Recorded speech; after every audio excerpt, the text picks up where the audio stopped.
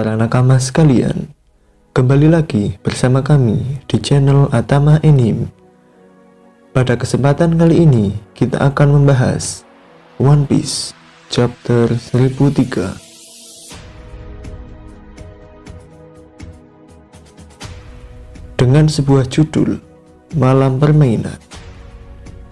Dengan cover chapter seekor kalajengking yang menyatakan cintanya pada Reju, yang merupakan cover chapter request dari fans. Bagian 1. Tinju dengan segenap jiwa. Cerita berlanjut dari chapter sebelumnya, di mana kapten tercinta kita, Monkey D. Luffy, dengan Gearford Gomu Gomu no Gatling Gun melancarkan serangan bertubi-tubi yang sempat membuat bentuk naga Kaido pun terkapar. Big Mom pun sampai terkejut dengan apa yang dilakukan Luffy. Eustace Kapten Kid sangat terkejut dengan apa yang terjadi. Namun di tengah keberhasilan Luffy yang membuat Kaido terkapar, secara tiba-tiba mode Gearford miliknya mengempis. Eustace Kapten Kid bertanya-tanya, apakah dia terkena serangan atau semacamnya? Lau pun menjawab, itu merupakan efek samping dari Gearford milik Luffy, dan dia pun tidak akan bisa menggunakan haki selama 10 menit. Cerita berlanjut.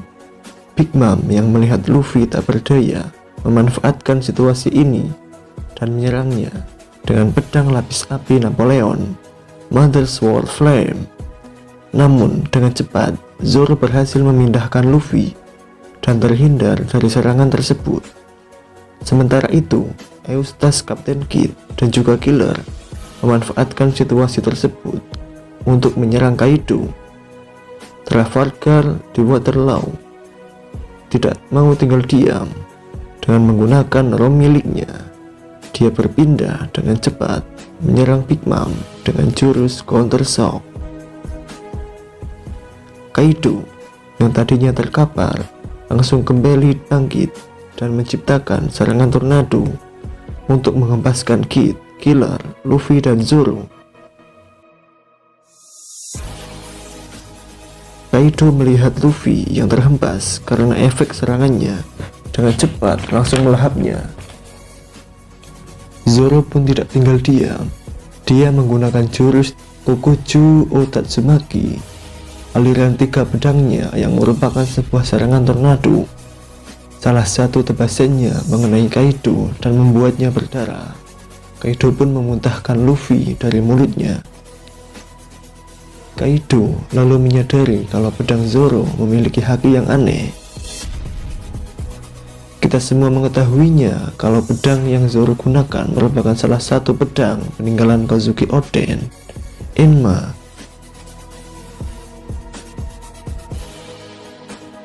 Kaido berkata, berani sekali kau menantangku dengan angin topan, Worororo. Kemudian Kaido melancarkan serangan baru, Tatsumaki Kaifu, yang merupakan sebuah tornado besar. Zoro membawa Luffy menjauh, sedangkan Eustace Kapten Kid dan Killer mencoba untuk menangkis serangan Kaido. Sedangkan Lau menggunakan kekuatannya untuk berpindah.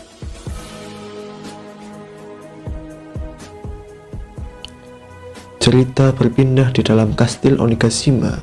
Pertempuran yang sedang berlangsung di atas atap Onigashima menciptakan gelombang besar sampai menghempaskan puing-puing dan menghujani medan pertempuran di bawahnya. Dan kita akhirnya diperlihatkan kepala Orochi tergeletak di tanah.